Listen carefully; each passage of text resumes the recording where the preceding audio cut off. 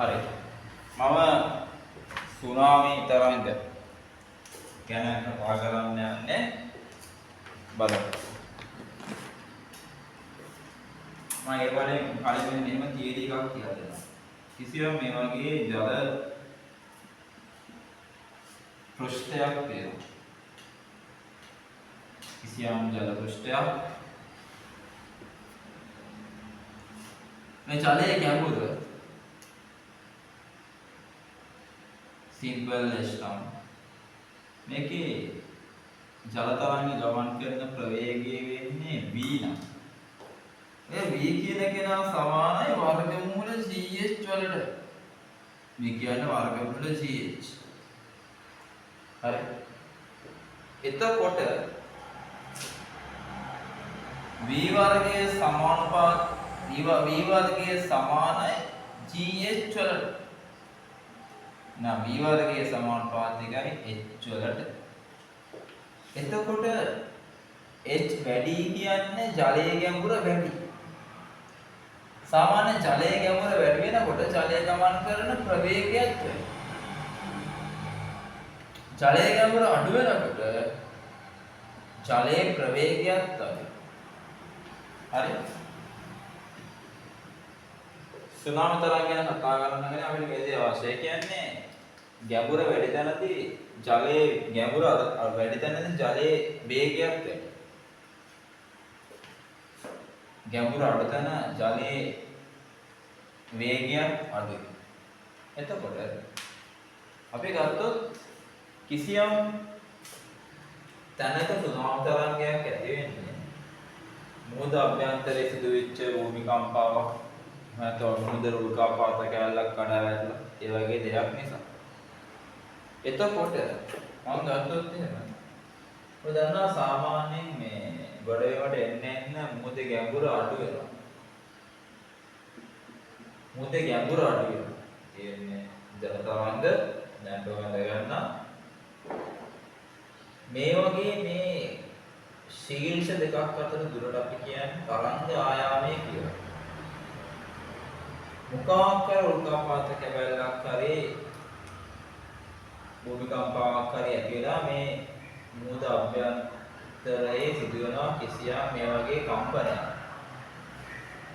ඒ කම්පනය නිසා ඇතිවන රැළිතිවල තරංග ආයාමයේ ලැම්ඩා නම් මේ තරංග ගමන් කරන ප්‍රවේගය වෙන්නේ v නම්. දැන් අපි දන්නවා v සමානයි f ලැම්ඩා. ඒ අදාළ භූමිකම්පාවේ හරි උල්කාපාත කැලල වැටීම නිසා හරි ඇතිවෙච්ච කම්පනයේ සංඛ්‍යාතය වෙන්නේ f නම්. ඒ සංඛ්‍යාතයම තමයි අදක තියාගන්න.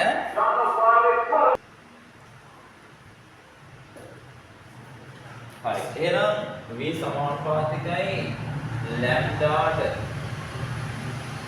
ප්‍රවේගය වැඩි තැන තරංග ආයාමයත් වැඩි. ප්‍රවේගය අඩු තැන තරංග ආයාමයත් අඩුයි. ඒ කියන්නේ මෙතන සාරාංශය බලන්න පොඩ්ඩක්. මෙතන සාරාංශය ගත්තොත් එහෙම ගැඹුර වැඩි තැන් වලදී වේගයේ වැඩි තැන් වලදී තරංග ආයාමයත් වැඩි. ගැඹුර අඩු තැන් වලදී වේගය අඩුයි. ඒ වගේම තමයි තරංග ආයාමයත් අඩුයි.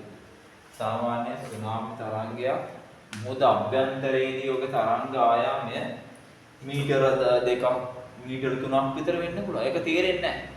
මුහුද මැද ඉන්න මිනිස්සෙක්ට නැවක ඉන්න මිනිස්සෙක්ට ඔක තේරෙන්නේ නැහැ. නිකන් රැල්ලක් යනවා. ඒක එයා දන්නේ නැහැ සුනාමි තරංගයක් කියලා. හරි. හැබැයි ගැඹුර එන්න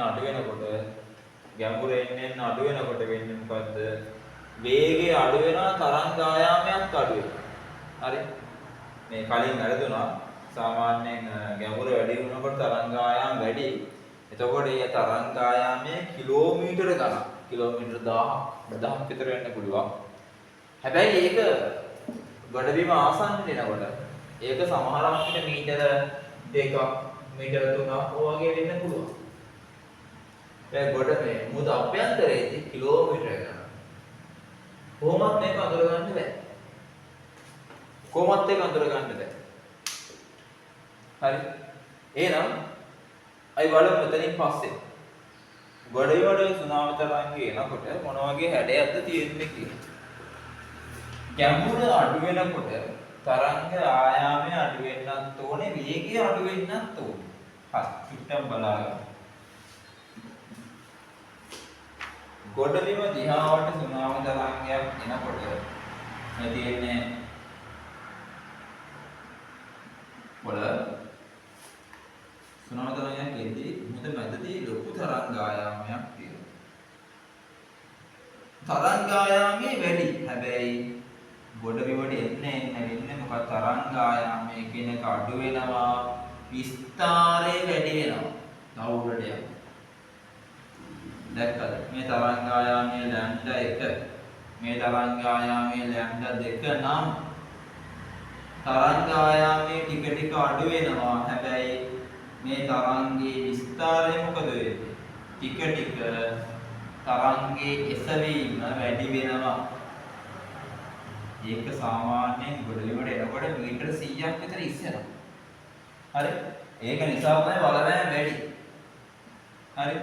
හැබැයි ගොඩබිමට එනකොට මේ තරංගවල වේගය v1 v2 නම් තරංග වේගය කියන එක මතක තියාගන්න.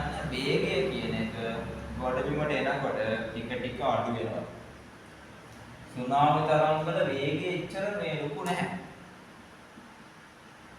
වේගය වැඩි මොකද අභ්‍යන්තරයේ.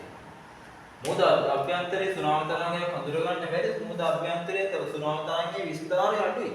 පොඩි රැල්ලක් ඒක. හැබැයි වේගය වැඩි. ක්ෂණිකව යනවා. කොහොමත් ඒක අඳුර ගන්නවා. හරි. ඒක නිසා ඔය තියෙන සුනාම තරංගය ගොඩබිමට එනකොට වෙනස් වෙන රාශී ටික. හරි. එහෙනම් මේ ටික අරගත්තාට පස්සේ සාරාංශය ලියාගන්න. සාරාංශය ලියාගෙන මේක ලොකුවට දාගන්න. ඔය තියෙන සුනාම තරංගය ගොඩබිමට එනකොට ඒකේ ඒ අයිති වල හැඩය වෙනස් වෙන විදිය.